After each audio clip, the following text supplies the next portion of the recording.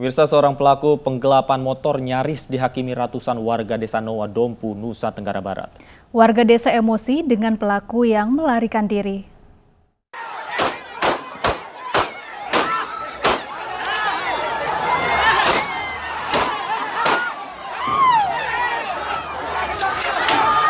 Tembakan peringatan dikeluarkan aparat Polres Dompu dan Woja saat membawa pelaku penggelapan motor di desa Noa, Kabupaten Dompu, Nusa Tenggara Barat. Pelaku nyaris dihakimi warga lantaran tersangkut kasus penggelapan motor. Proses evakuasi pelaku memakan waktu hingga 4 jam. Ini bahwa motor yang dipinjam tersebut digadaikan oleh terduga pelaku sekitar 3 tahun yang lalu. Kemudian korban mengajak pelaku untuk berbicara dan membicarakan terkait permasalahan tersebut. Kemudian mungkin saat berbicara ataupun tidak ditemukan solusi ataupun sehingga memancing emosi dan perhatian warga lain. Kasus penggelapan motor terjadi pada tahun 2019 silam, namun pelaku kerap menghindar saat dimintai pertanggungjawaban oleh korban. Dari Kabupaten Dompu, Nusa Tenggara Barat, Adar Pangeran, iNews melaporkan. Sebuah posko pemadam kebakaran Kota Baru, Kecamatan Pontianak Kota, Kalimantan Barat terbakar. Beberapa petugas yang berada di dalam posko langsung keluar dan berusaha menyelamatkan diri. Posko Damkar Kota Baru, Putri Daranante. Dengan cepat api menghanguskan posko pemadam kebakaran berlantai 2 di Jalan Putri Daranante, Pontianak siang tadi. Para penghuni yang berada di dalam posko langsung menyelamatkan diri. Api pertama kali berasal dari lantai 2 posko ini.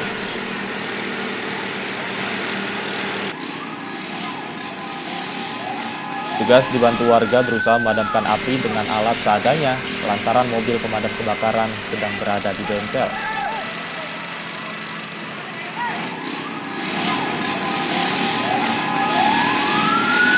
Tidak lama berselang, puluhan petugas pemadam kebakaran dari berbagai kecamatan di Kota Pontianak dan Kuburaya tiba di lokasi dan berusaha memadamkan api.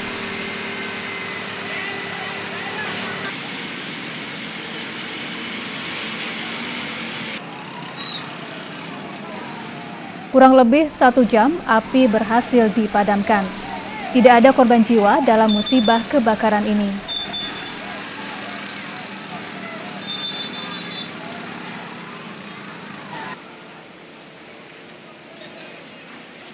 Kebakaran yang menghanguskan posko pemadam kebakaran Kota Baru ini diduga berasal dari sambungan arus pendek listrik.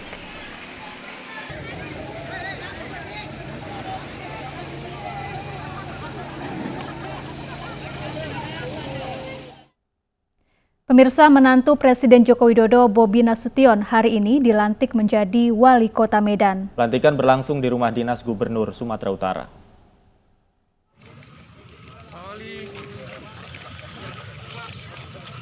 Bobi Nasution dan Aulia Rahman dilantik di Aula Tengku Rizal Nurdin di Rumah Dinas Gubernur Sumatera Utara. Bobi Nasution didampingi Kahiyang Ayu, sedangkan Aulia Rahman didampingi Saula Arindianti. Bobi dilantik bersama dengan 5 pasangan kepala daerah yang terpilih pada Pilkada tahun 2020. Pelantikan diawali dengan pengucapan sumpah janji jabatan. Wali Kota Medan terpilih 2020 dan Bupati di Sumatera Utara. Pengucapan janji dipandu oleh Gubernur Sumatera Utara Edi Rahmayadi. Alhamdulillah sudah selesai pelantikan, alhamdulillah lancar bersama kepala daerah yang lainnya di sesi pertama. Setelah ini yang pastinya sholat Jumat dulu ya Bang kan? Bang Bobi dari delegasi apa prioritas angka pertama Abang sebagai Wali Kota Medan? Ya yang pastinya kita sama-sama masih dalam masa pandemi Covid. Tentu itu yang pertama. Gubernur Sumatera Utara Edi Rahmayadi melantik kepala daerah dalam 2 sesi, yakni pada pagi dan sore hari. Tim Liputan iNews melaporkan. Usai dilantik, Bupati dan Wakil Bupati Kendal, Jawa Tengah, Diko Ganinduto dan Windu Sukobasuki diarak menggunakan kereta kencana. Meski pendukung diminta menyaksikan arak-arakan secara online, kegiatan ini tetap memancing kerumunan massa. Sehat Mas Gibran. Gibran Rakabuming Raka dan Teguh Prakosa resmi dilantik menjadi wali kota dan wakil wali kota Solo pagi tadi. Gibran dan Teguh dilantik oleh Gubernur Jawa Tengah Ganjar Pranowo. Pelantikan digelar secara virtual serentak di sejumlah daerah di Jawa Tengah. Rencananya Gibran akan menyampaikan pidato pertama dalam rapat paripurna DPRD Solo. Usai dilantik, Gibran langsung mengecek persiapan vaksinasi COVID-19 bagi pedagang di Pasar Gede yang akan digelar besok. Gibran menyatakan akan mempercepat vaksinasi di sektor produktif seperti pedagang, guru, pegiat wisata, dan lainnya. 2 hari selesai Pasar Gede, cepet banget toh, sampai Jumat, soalnya lebih banyak. Ya, ini kan sebelumnya saya udah sering koordinasi dengan Pak Sekda, Pak Sekda, Buling, pokoknya kita pengen percepat. Jadi, begitu dilantik, langsung ini gerak. Langsung meninjau ke pasar ya Pak ya? Iya, vaksinasinya ini harus segera, besok pagi ya Bu ya. Ini Buling ngebut banget, ini bagus banget. Usai meninjau kesiapan vaksinasi pedagang di Pasar Gede, Gibran melanjutkan peninjauan ke Pasar Klewer. Dari Solo, Jawa Tengah, Septiantoro, iNews melaporkan. Pemirsa, kami mohon maaf, informasi yang baru saja kami tampilkan merupakan Gibran Rakabuming Raka yang baru saja dilantik sebagai Wali Kota Solo. Pemirsa, usai dilantik, Bupati dan Wakil Bupati Kendal, Jawa Tengah, Diko Ganinduto dan Windu Sukobasuki diarak menggunakan kereta kencana. Meski pendukung diminta menyaksikan arak-arakan secara online, kegiatan ini tetap memancing kerumunan massa.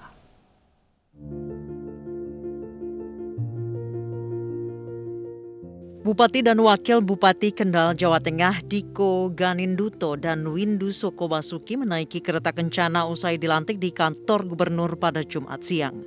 Diko dan Windu naik dalam satu kereta kuda, sementara istri mereka menaiki kereta di belakangnya. Iringan kereta kuda membawa mereka menempuh perjalanan 200 meter menuju alun-alun tempat pendukung berkumpul.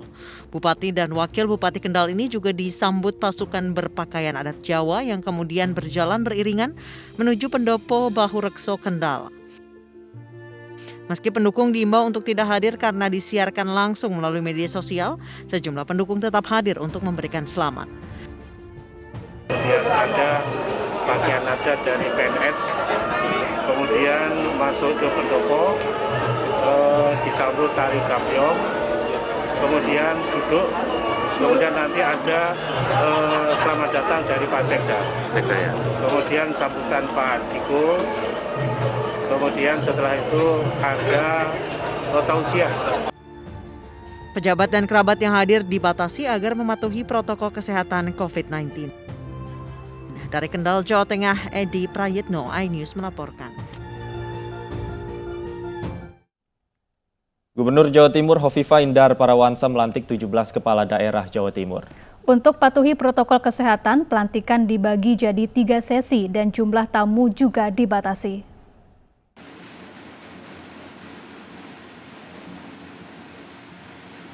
Gubernur Jawa Timur Hovifah Indar Parawansa melantik 17 kepala daerah di Gedung Geraha di Surabaya. Pelaksanaan pelantikan dengan mengikuti protokol kesehatan sesuai surat edaran Kemendagri. Pelantikan hanya dihadiri 17 pasangan kepala daerah, sementara tamu undangan mengikuti prosesi acara secara virtual. Pola pelantikan secara hybrid diberikan izin dengan SOP yang ketat, antara lain bahwa yang boleh masuk itu adalah kepala daerah dan wakil kepala daerah terpilih beserta pasangannya, kemudian masing-masing hanya 1 ajudan, kepala daerah 1 ajudan, wakil kepala daerah 1 ajudan, itu pun di luar gerahadi, kemudian boleh mengajak kedua orang tua atau 2 anggota keluarga. Pelantikan juga dibagi jadi 3 sesi, yakni pada pagi, siang, dan sore hari. Pada sesi pertama yang dilantik adalah pasangan calon terpilih pada pemilihan Bupati dan Wakil Bupati Trenggalek, Ponorogo, Situbondo, Sumeneb, Ngawi, dan Banyuwangi. Pada sesi kedua yang dilantik adalah Kepala Daerah Kota Blitar, Kota Pasuruan, Kabupaten Jember, Kabupaten Malang, Kabupaten Blitar, dan Kabupaten Mojokerto. Dan pada sesi terakhir, Kota Surabaya, Sidoarjo, Gresik, Kediri, dan Lamongan. Dari Surabaya, Jawa Timur, Rahmat Ilyasan, iNews melaporkan. Kerumunan yang terjadi saat kunjungan kerja Presiden Joko Widodo ke Nusa Tenggara Timur mendapat sorotan. Ya, kali ini kelompok Gerakan Pemuda Islam yang melaporkan Joko Widodo ke Bareskrim. Kelompok Gerakan Pemuda Islam mendatangi Bareskrim Polri sambil membawa video kerumunan saat kunjungan kerja Presiden ke Maumere serta tangkapan layar sejumlah pemberitaan di media. Ketua Bidang Hukum dan HAM GPI optimis laporannya ke Bareskrim Polri akan diterima meskipun sebelumnya pelaporan dari Koalisi Masyarakat Anti Ketidakadilan terkait hal yang sama ditolak. Selain Jokowi, Gerakan Pemuda Islam juga melaporkan Gubernur NTT Victor Laiskodat karena dinilai tak mampu mengatasi kerumunan. Adapun apa-apa yang kelengkapan yang sudah kita bawa adalah bukti awal ya untuk kita tunjukkan ke dalam Bareskrim. Semoga kita berharap masih ada keadilan ya di Republik Indonesia karena kita tetap berpegang pada asas equality before the law. Jadi setiap warga negara sama statusnya di hadapan hukum.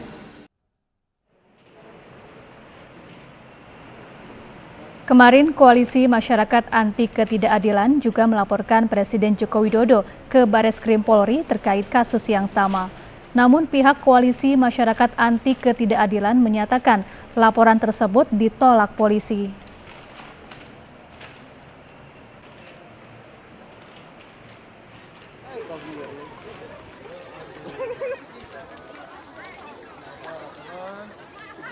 Kerumunan masyarakat terjadi saat menyambut Presiden Joko Widodo yang akan meresmikan bendungan Napun GT di Maumere, Nusa Tenggara Timur, Selasa 23 Februari yang lalu.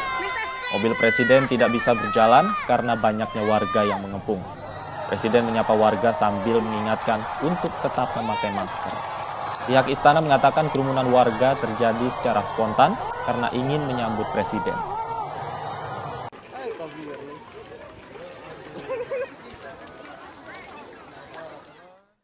Kita ke informasi lain, pemirsa. Ketua Majelis Tinggi Partai Demokrat Susilo Bambang Yudhoyono menyebutkan bahwa dirinya akan menjadi benteng bagi Partai Demokrat atas isu kudeta yang terjadi. SBY juga menyebutkan ada yang telah dilakukan Muldoko merugikan nama baik Presiden Joko Widodo. Allah sepanjang hayat di kandung badan, saya akan tetap menjadi kader Partai Demokrat dan akan menjadi benteng dan bayangkara partai ini menghadapi siapapun yang akan mengganggu, merusak, merebut, dan menghancurkan partai kita. Gaduh dugaan kudeta tak kunjung reda, SBY pun angkat bicara. Selaku Ketua Majelis Tinggi, SBY menegaskan siap menjadi benteng bagi Partai Demokrat. Mantan Ketua Umum Partai Demokrat ini akhirnya turun gunung dan langsung angkat bicara soal isu pengambil alihan kekuasaan atau kudeta terhadap kepemimpinan Agus Harimurti Yudhoyono di Partai Demokrat. Bahkan Ketua Majelis Tinggi Partai Demokrat tersebut dengan secara terang-terangan menyebut langsung nama Kepala Staf Presiden Muldoko dalam isu kudeta di tubuh Partai Demokrat. SBY menyebut Muldoko telah merugikan nama baik Presiden Joko Widodo. Secara pribadi, saya sangat yakin bahwa yang dilakukan Muldoko adalah di luar pengetahuan Presiden Jokowi. Saya juga yakin bahwa Presiden Jokowi memiliki integritas yang jauh berbeda dengan perilaku pembantu dekatnya itu. Partai Demokrat justru berpendapat apa yang dilakukan Muldoko tersebut sangat mengganggu dan merugikan nama baik beliau. SBY mendukung langkah Ketua Umum Partai Demokrat AHY yang langsung menyurati Presiden Jokowi terkait upaya kudeta yang disebut dilancarkan Muldoko. Kamis kemarin, Ketua DPD Partai Demokrat se-Indonesia membacakan ikrar setia, tunduk dan patuh pada konstitusi Partai Demokrat yang telah menetapkan AHY sebagai Ketua Umum yang sah sesuai Kongres kelima Partai Demokrat tahun 2020. Kami para Ketua DPD se-Indonesia atas nama seluruh kader Partai Demokrat berikrar. Pertama, setia dan tunduk patuh pada konstitusi Partai Demokrat. Partai berlambang bintang Mercy ini pun mengambil langkah tegas dengan memecat sejumlah kader yang dianggap pengkhianat. Tim Liputan iNews melaporkan.